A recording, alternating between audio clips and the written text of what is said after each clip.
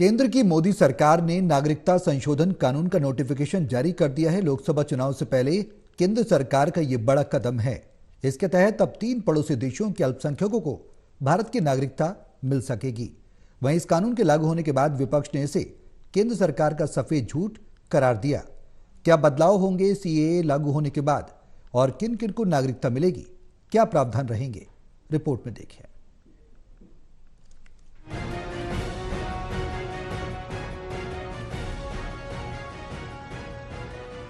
केंद्र की मोदी सरकार ने नागरिकता संशोधन कानून का नोटिफिकेशन जारी कर दिया है। लोकसभा चुनाव से पहले केंद्र सरकार का यह बड़ा कदम है। इसके तहत अब 3 पड़ोसी देशों के अल्पसंख्यकों को भारत की नागरिकता मिल सकेगी। इसके लिए उन्हें केंद्र सरकार द्वारा तैयार किए गए ऑनलाइन पोर्टल पर आवेदन करना होगा। 3 देशों के गैर मुस्लिम शरणार्थी अफगानिस्तान, पाकिस्तान और बांग्लादेश के शरणार्थियों को नागरिकता मिलने का रास्ता साफ हो गया। हिंदू, सिख, बौद्ध, पारसी, ईसाई, जैन को नागरिकता मिल सकेगी।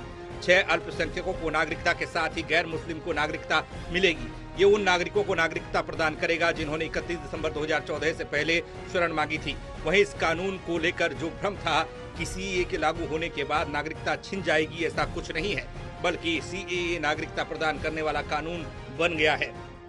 जो पाकिस्तान और बांग्लादेश से हिंदू पीड़ित आकर हिंदुस्तान में बसे हैं, लेकिन अभी तक उनको नागरिकता नहीं मिल पाई है। आखिर मुसलमानों के लिए 57 कंट्री, लेकिन हिंदू जाए तो कहां जाए। आप देख सकते हो क्या विडंबना है हिंदुस्तान की। रोहिंग्या मुसलमान, बांग्लादेशी घुसपैठी भारत मां के रह सकते हैं। इन प्रकारेण वो राशन कार्ड और आधार कार्ड बनवाकर नागरिकता वो ले लेते हैं। लेकिन हिंदू अगर पाकिस्तान से, हिंदू अगर बांग्लादेश से आया हुआ है भारत में, तो शरणार्थी बनकर रह रहा है, लेकिन अभी तक उसको नागरिकता नहीं मिल पाई है।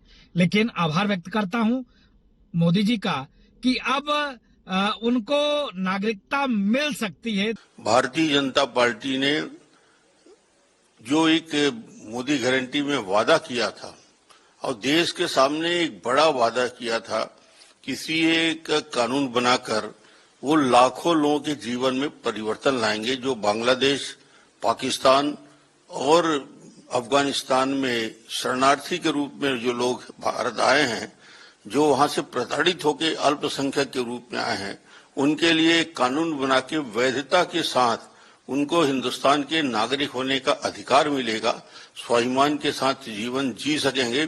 किसी की नागरिकता को समाप्त करने का कानून नहीं है, बल्कि ये नागरिकता देने का कानून है।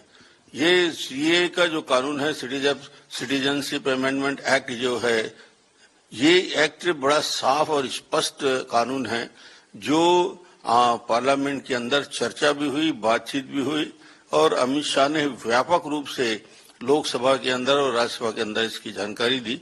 तो मैं बधाई देना चाहता हूं कि लाखों लोगों के जीवन में खुशहाली लाने के लिए ये काम हुआ। वहीं सीएए के लागू होने के बाद कांग्रेस नेता जयराम रमेश ने केंद्र सरकार पर हमला बोला। चुनाव के चलते केंद्र सरकार ने ऐसा किया। साथ ही जयराम रमेश ने इसे केंद्र सरकार का सफेद झूठ करार दिया।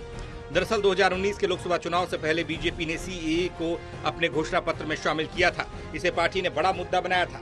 गृह मंत्री अमित शाह हाल ही के अपने चुनावी भाषणों में कई बार नागरिकता संशोधन कानून या सीएए को लागू करने की बात कर चुके थे। उन्होंने ऐलान किया था कि लोकसभा चुनाव से पहले इसे लागू किया जाएगा। अब केंद्र सरकार ने इसके लिए नोटिफिकेशन जारी किया है, लागू कर दिया है।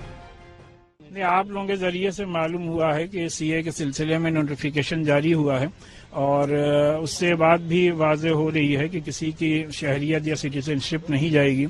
लेकिन इस सिलसिले में जो भी रूल फ्रेम किए गए हैं उसको अपनी लीगल कमेटी स्टडी करेगी और उसके बाद अपनी रिपोर्ट पेश करेगी, तभी कोई पॉइंट ऑफ व्यू या कोई बयान दिया जा सकता है। मेरी सबसे यही अपील है कि हर तरीके से अमन अमान कायम रखें। पहली बात तो ये है, इतना विलम्ब क्यों किया, और अगर विलम्ब किया तो चुनाव के बाद क्या दिक्कत थी। उनका एकमात्र उद्देश्य होता है हर मुद्दे को हिंदू मुसलमान में बांटना।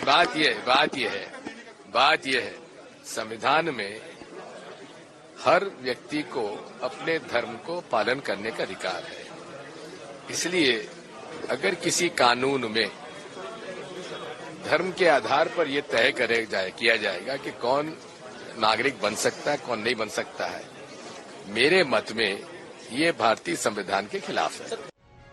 सीएए के तहत मुस्लिम समुदाय को छोड़कर 3 मुस्लिम बहुल पड़ोसी मुल्कों से आने वाले बाकी धर्मों के लोगों को नागरिकता देने का प्रावधान है। केंद्र सरकार ने सीएए से संबंधित एक वेब पोर्टल भी तैयार किया है, जिसे नोटिफिकेशन के बाद लॉन्च किया जाएगा।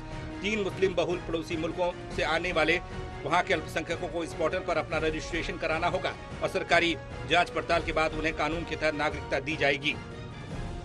National desk report, total news.